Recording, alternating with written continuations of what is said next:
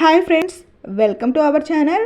ఈరోజు ఈ వీడియోలో ఎంతో టేస్టీగా ఉండే కొబ్బరి పాలతోటి కొబ్బరి పలావ్ని ఏ విధంగా తయారు చేసుకోవాలో ఈ వీడియోలో చూసేద్దాము. దీనికోసము ఒక మీడియం సైజు కొబ్బరికాయని చిన్న చిన్న ముక్కలుగా కట్ చేసుకున్నాను. చూడండి, ఈ కొబ్బరికాయని తీసుకున్నాను. ఇప్పుడు వీటిని మిక్సీ జార్లోకి వేసేసుకొని ముందుగా ఒకసారి మిక్సీ పట్టుకోవాలి. ఫస్ట్లోనే వాటర్ యాడ్ చేయకూడదండి. వీటిని ముందు ఒకసారి మిక్సీ పట్టుకున్న తర్వాత ఇప్పుడు ఇందులో వాటర్ యాడ్ చేద్దాము. ఈ గ్లాస్తో ముందుగా హాఫ్ గ్లాస్ వాటర్ని యాడ్ చేసేసాను. బాగా మిక్సీ పట్టుకొని దీని నుంచి ఇప్పుడు కొబ్బరి పాలని తీసుకున్నాము. ఇది నేను ఇక్కడ స్ట్రైనర్లో వడకడుతున్నానండి, లేదంటే మీరు క్లాత్లో వేసేసి పిండుకోనైనా పిండుకోవచ్చు. ఇక్కడ నేను ఈ స్ట్రైనర్లో వడకడుతున్నాను. ఇలా వచ్చిన పిప్పిని ఇంకొకసారి మిక్సీ వేసేసుకొని మళ్ళీ వాటర్ పోసుకొని ఇలా కొబ్బరి పాలను రెడీ చేసుకోవాలి. ఇలా 2 గ్లాసుల కొబ్బరి పాలను అయితే ఇక్కడ నేను రెడీ చేసేసుకున్నాను. తర్వాత ఒక 2 గ్లాసుల బాస్మతి రైస్ని ఒక హాఫ్ అన్ అవర్ పాటు నానబెట్టి పెట్టేసుకున్నాను. ఇలా కొబ్బరి పాలని బాస్మతి రైస్ని రెడీగా పెట్టుకున్నాను.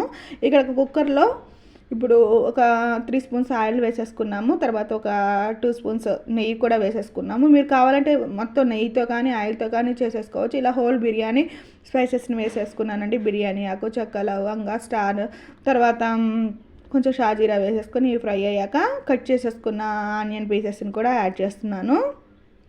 ఒక 2 మీడియం సైజ్ ఆనియన్స్ని కట్ చేసి యాడ్ చేసుకున్నాను.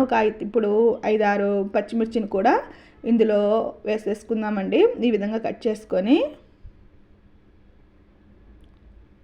ఇవి కూడా కొంచెం లైట్గా ఫ్రై అయిన తర్వాత ఇందులో అల్లం వెల్లుల్లి పేస్ట్ని ఒక స్పూన్ యాడ్ చేస్తున్నాను. తర్వాత ఇవి త్వరగా ఫ్రై అవ్వడానికి టేస్ట్కి తగ్గట్టుగా సాల్ట్ కూడా యాడ్ చేసేసాము. ఈ కొబ్బరి పాల రైస్ని ఒక్కొక్కరు ఒక్కొక్క రకంగా చేస్తారండి. చాలామంది కొన్ని వెజిటేబుల్స్ని కూడా యాడ్ చేస్తారు ఇందులో. కొంతమంది ఇలా నార్మల్గా చేస్తారు, ఇలా 2-3 రకాలు చేస్తారు. ఇప్పుడు నేను ప్లెయిన్గా కొబ్బరి పాలతో రైస్ని చేస్తున్నాను. టేస్ట్కి తగ్గట్టుగా సాల్ట్ కూడా వేసేసుకొని ఒకసారి మిక్స్ చేసుకున్న తర్వాత ఇప్పుడు ముందుగా నానబెట్టుకున్న రైస్లో వాటర్ అన్నీ వంపేసేసుకొని దీంట్లో యాడ్ చేసేసి కొంచెంసేపు దీన్ని ఫ్రై అవ్వనివ్వాలి. ఈ ఆయిల్లో ఈ రైస్ అంతా వేగితే మనకి ఇంకా బాగా పొడి పొడిగా వస్తుంది. ఇప్పుడు ఇందులో పుదీనాని, కొత్తిమీరను యాడ్ చేసుకోవాలండి. ఇక్కడ నేను కొంచెం ఎక్కువ యాడ్ చేస్తున్నాను, టేస్ట్ అనేది బాగుంటుంది. ఈ విధంగా పుదీనా, కొత్తిమీర యాడ్ చేసుకున్న తర్వాత ఒక స్పూన్ గరం మసాలాను కూడా యాడ్ చేసుకోవాలి. ఈ విధంగా గరం మసాలాను కూడా యాడ్ చేసుకున్న తర్వాత ఇంకొకసారి బాగా మిక్స్ చేసుకొని ఇప్పుడు మనం ముందుగా 2 గ్లాసుల కొబ్బరి పాలను తీసుకున్నాం కాబట్టి 1-1.5 గ్లాసు చొప్పున మనం పోసుకోవాలి. కాబట్టి ఇక్కడ 2 గ్లాసులు అయిపోయాయి కాబట్టి ఇంకొక గ్లాసు నేను వాటర్ని యాడ్ చేస్తున్నాను. మొత్తం 3 గ్లాసులు యాడ్ చేశానండి.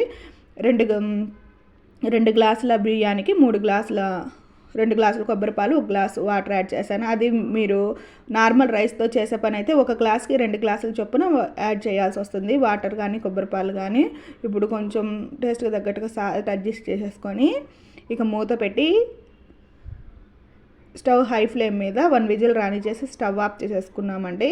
ఇంకా అంతే, మనకి ఒక 10 నిమిషాల తర్వాత ఎంత పొడి పొడిలాడుతూ కొబ్బరి పాలతో రైస్ అనేది రెడీ అయిపోయింది.